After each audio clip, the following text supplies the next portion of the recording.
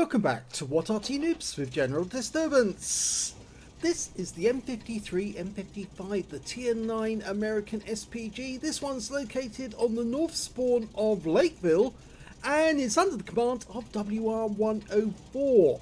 Now he's got the 8-inch howitzer, which means he's capable of 900 alpha with the standard HE shells, penetrating 52mm of armour, and with the special HE he will do 1100, only penetrating 65mm, and with the armour piercing he'll go through 314mm, but only does 600 alpha, and well, that's not really fair. Considering that's a 203mm shell, it should be doing north of 750 alpha with each shot, because after all, it's bigger than a tank shell fired by, say, the T30 or the Gorilla or any of those. Anyway, he's found a spot to fire from, and he's armed and going to shoot down the valley, and the first target turns up. Ooh, nice hit on the Object Treble 7. Yeah, you kind of expect you're going to get hit if you come up the valley.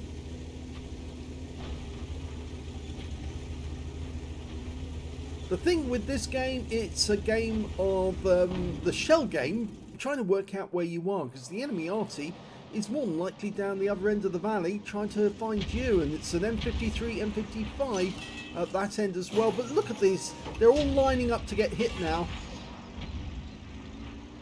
He picks the moment. Oh, he gets two of them at once. And notice how he quickly changes position to avoid any counter battery shots and backs up to a different spot after firing. That's perfect Artying. And okay, he's ready to go again. He hasn't picked up a whole lot of stun assists yet. In fact, it might be better off for him to fire the premium rounds at the moment, because these enemies, when they're so close together, you're going to get more damage on them. Rounds out the Emil, and he hits the Emil and the Object Treble 7, and he gets a critical hit trying to climb the wall. His team seems to be doing fairly well, because they've actually dispersed in 3 different directions. They've gone down the Lake Road, through the city, and all some have gone down the valley. Okay, now it's probably best to fight the HE now from now on, because those enemy tanks, they're not grouping together. Well, except maybe the Object Treble 7. He's grouping together with the Rex, mainly because he's probably going to become one. It's rather unfortunate. But he's doing good. He's doing well, WR104. Now he's having a quick look now to see if we can work out where the enemy Arty is. Any tracer from the back. There are several spots that you can fire from on the south side. Oh, and we just saw tracer, and it looks like the tracer came from that normal spot, which is right down the far end. Rounds out the super comp, and he gets a hit for 263. The trouble is you're hitting the hard armor right at the front of these tanks, and it makes it very difficult to get any pen. But you notice how he's actually moving gradually towards the east side, so he's moving to his left after each shot, and that's actually going to make it easier for him to hit maybe that Object Treble 7 version 2. Now I think the M53, M55 must be behind those bushes just there, because that's where the tracer came from, and it looks like the T30. Oh no, we just saw the tracer, and I think we do know where he is now. He is directly behind those bushes. Rounds out the Kunstpanzer, splashes him. So I think we're fairly certain where the enemy Arty is. He's definitely behind that bush, because the tracer emanated from that direction.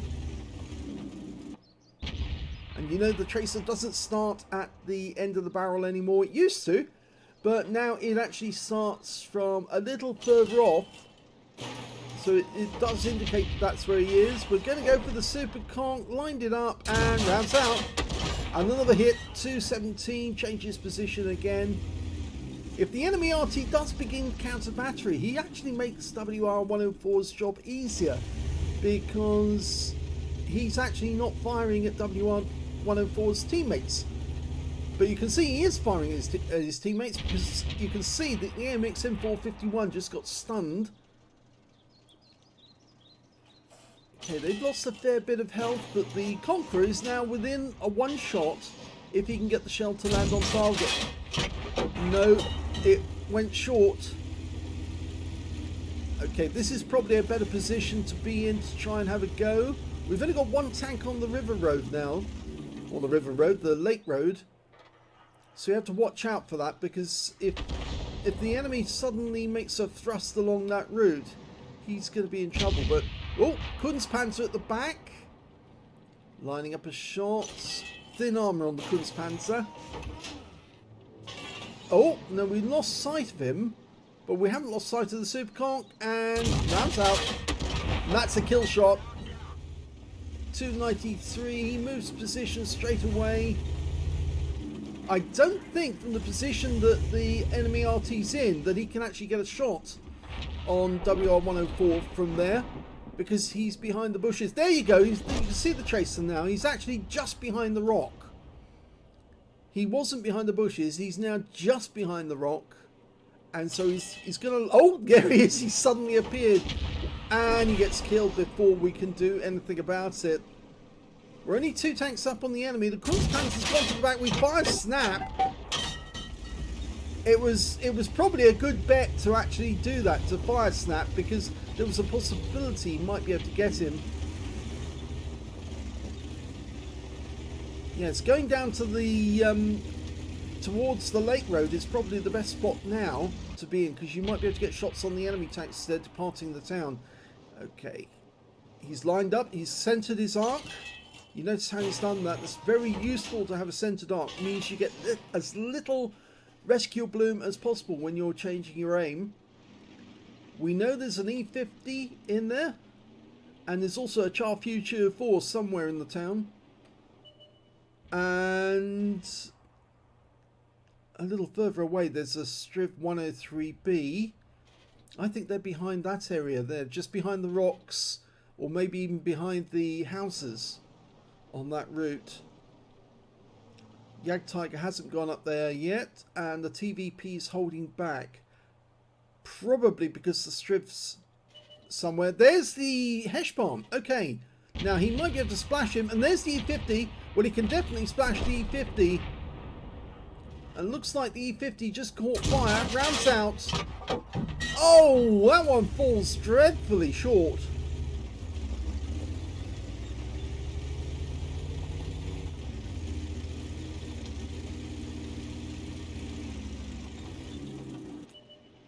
Okay, he's trying to help his teammates fight off Nudes.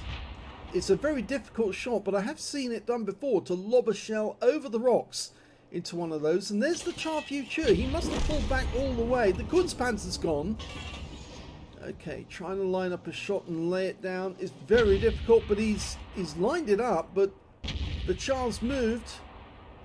Okay, he's going for the Udas this time. That looks about right. Rounds out. Oh! Well, he splashed the Udas, and he got stun assist off the Udas as well.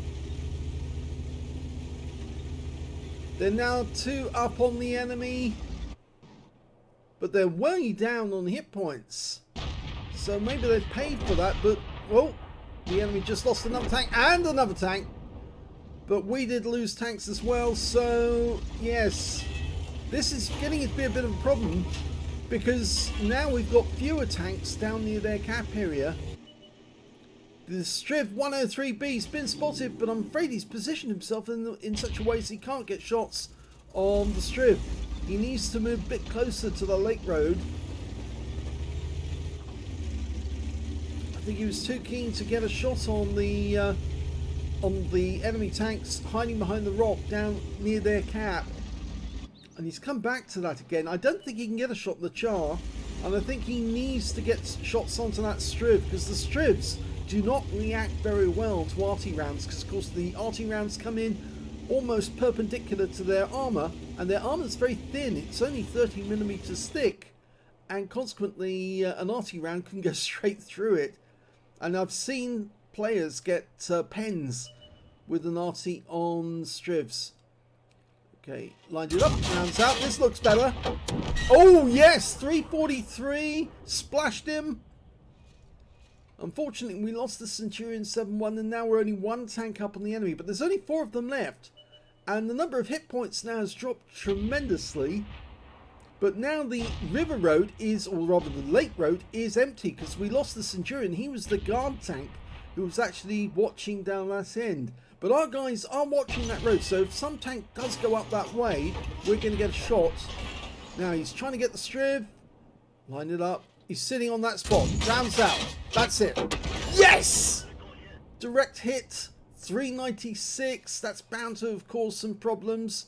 He might have lost a crewman or a module. He's had to pull back. That Striv is now going to be hurting. I'm not sure what our TVP is doing. He's still in the town. He went back into the town and has come out for a different route. There's the Striv. He's a one-shot. He's a splash kill now, actually. Put one down next to him. And he's out the game. Rounds out. Yep, that's a kill. In fact, that was a direct hit on him. And now I think we're fairly safe. So we could go down near the town to actually help the teammates shoot from a different angle. I'd actually go all the way to the south side of the town and start from there, but WR104 has decided he wants to go to the valley. The Charview 204's gone, which means now there's only one enemy left, and it's the Unit 16, and he's hiding behind that rock. Now, can he put a round down there? That's the wreck of the Kunstpanzer. You remember the last time we fired a round down there, we actually hit the Kunstpanzer and splashed the Udas. He's lined it up.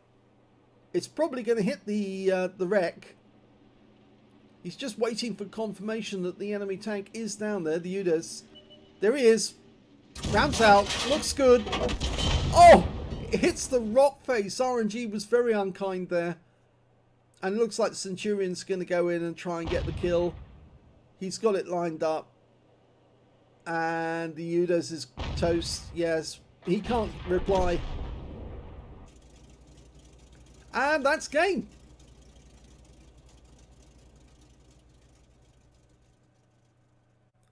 Here's the end of battle stats, and that was the first class tank for WR104 in the M53, M55. He got a bruise medal for getting at least 5 critical hits. In fact, he got 11, and he got a Confederate because he hit more of the enemy than anyone else on his team. At least 6 tanks subsequently taken out by other teammates, and his win rate from that one was quite high, 4,659. So super Unicum standard. Let's have a look at team score.